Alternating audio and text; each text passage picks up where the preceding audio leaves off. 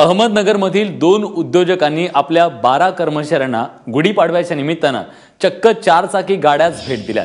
Zen electric कंपनीचे संचालक मिलिंद कुलकर्णी आणि राजू गुजर यांनी कर्मचाऱ्यांना ही अनोखी श्रमवंदना दिली आहे।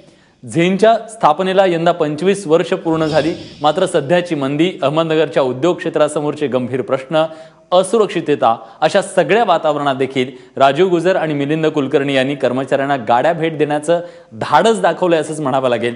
ही भेट म्हणजे कर्मचाऱ्यांच्या प्रामाणिक आणि श्रद्धापूर्वक केलेल्या कामाची पोचपावती असल्याचं मिलिंद कुलकर्णी आणि राजू गुजर यांनी सांगितलंय।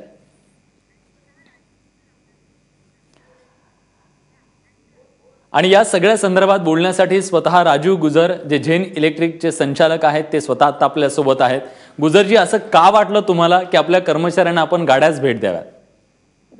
त्यामध्ये आपले कर्मचारी आपल्या बरोबर सुरुवातीपासून आहेत आणि आपली जी काही प्रगती झाली आहे किंवा आपण आता ज्या मैलाच्या दगडावर उभे आहोत त्याच्यामध्ये त्यांचा खूपच मोठा हातभार आहे। त्यांच्याशिवाय आपण इथपर्यंत पोहोचू शकलो नसतो।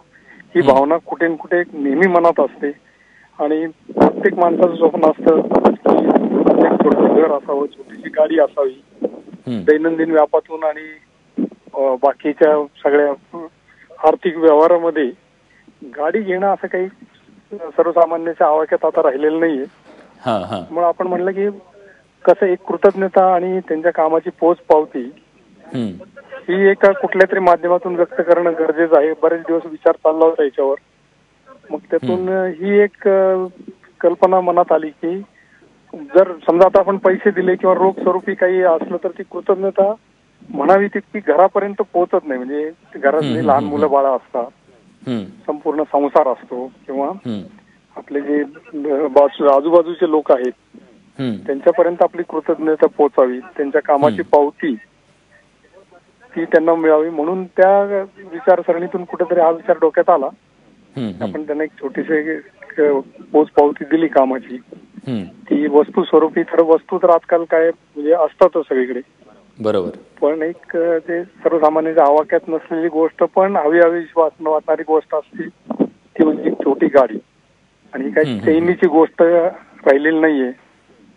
लोक फॅक्टरीत 2 व्हीलरवर येतात जातात, त्यावेळेस त्यांच्या जीवाचं पण थोडंसं आपल्याला कुठेतरी विचार करणं गरजेचं असतं। तर म्हणजे ऍक्सिडेंटच्या बातम्या वाचतो, या सगळ्या याच्यातून एक असा विचार डोक्यात आला की आपले कृतज्ञता अशा पद्धतीत व्यक्त करावी। आणि मग त्यातून मिलिंदच्या बरोबरीने विचार विनिमय करून आम्ही हे ठरवलं की आपण त्यांना या पाडव्यानिमित्त अशी एक अनोखी छोटीशी गिफ्ट द्यावी।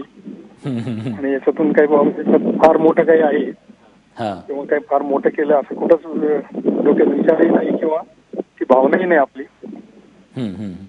नाही, तुम्ही खरं तर तुम्ही म्हणता ती छोटीशी गिफ्ट आहे, पण सध्या दिवस जे आहेत ते पगारवाढीचे दिवस आहेत आणि या दिवसामध्ये ही सगळी गोड बातमी दिल्यानंतर निश्चितपणे सगळ्यांनाच आनंद असतो, डोळे सगळे त्याच्याकडेच असतात। पण जेव्हा तुम्ही हा निर्णय घेतला, कारची चावी त्यांच्या हातात दिली, त्यांना हा निर्णय कळला असेल, तेव्हा त्यांची काय प्रतिक्रिया होती?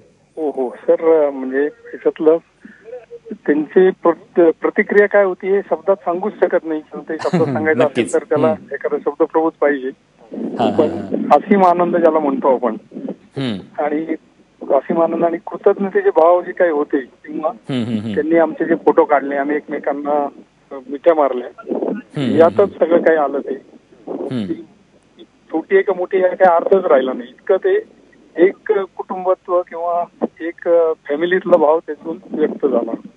आणि आम्हालाही खूप छान वाटलं। तुम्हालाही छान वाटलं, पण हे सगळी दृश्य बघितल्यानंतर, बातमी बघितल्यानंतर तुमच्याकडे नोकरीला येण्यासाठी लोकांची जास्त गर्दी होती आता? लोकांची म्हणजे नोकरीला येणं हा त्यातला एक वेगळा भाग झाला। आणि नोकरीला येणं हे आम्ही देत असलेलं रेम्युनरेशन, त्यांचं स्कीम, असं तो खूप व्यावहारिक भाग होऊन जाईल। पण जे आहेत त्यांना तरी होपफुली की नोकरी सोडावी असं वाटणार नाही असं आहे। नोकरीला येणाऱ्यांचं हे नाही, पण आता म्हणजे मित्राचे काही व्हॉट्सअपवर मेसेजेस आले किंवा फेसबुकवर काही प्रतिक्रिया आल्या, त्यामध्ये आमच्या 2-3 मित्रांनी कौतुकाने आणि खट्याळपणे विचारलं सुद्धा, बरे मला जागा आहे का तुझ्याकडे, मी येतो।